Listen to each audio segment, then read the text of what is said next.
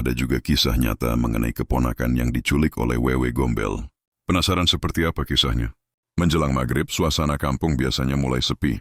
Warga yang memiliki anak kecil akan segera mengajak anak-anak masuk rumah dan menutup rapat pintu. Di kampung kami, itu sudah seperti aturan tak tertulis. Semua karena cerita menyeramkan tentang hantu Wewe Gombel yang dipercaya suka menculik anak kecil di waktu senja.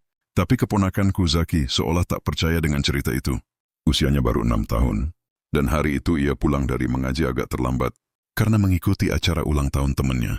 Jalan pulang yang harus melewati perkebunan aren yang sunyi dan gelap.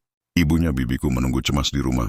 Saat malam tiba dan Zaki belum juga pulang, keresahan berubah jadi kepanikan.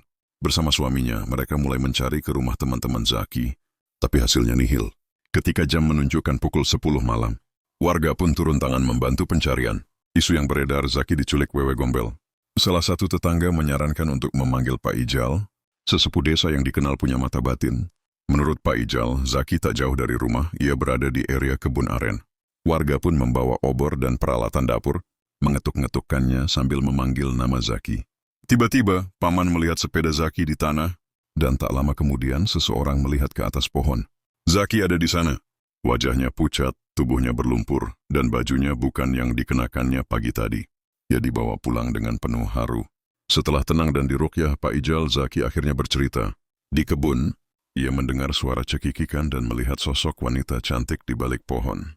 Wanita itu tersenyum dan tiba-tiba membawanya terbang ke atas pohon tinggi, lalu memeluknya erat sambil menawarkan makanan dan minuman.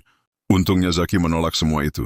Menurut Pak Ijal, jika Zaki sempat menyentuh makanan atau minuman dari makhluk itu, ia bisa menjadi bisu seumur hidup. Konon, makanan itu sebenarnya adalah kotoran manusia yang disulap agar tampak lezat.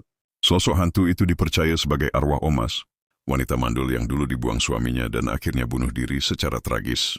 Karena kerinduan mendalam akan anak, arwahnya terus bergentayangan, menculik anak-anak yang dianggapnya bisa menjadi pengganti anak kandung yang tak pernah ia miliki. Peristiwa ini membuat warga kampung semakin waspada. Kini semua anak diwajibkan pulang sebelum maghrib, dan setiap malam Jumat, pengajian rutin digelar untuk mendoakan arwah Omas agar dapat beristirahat dengan tenang.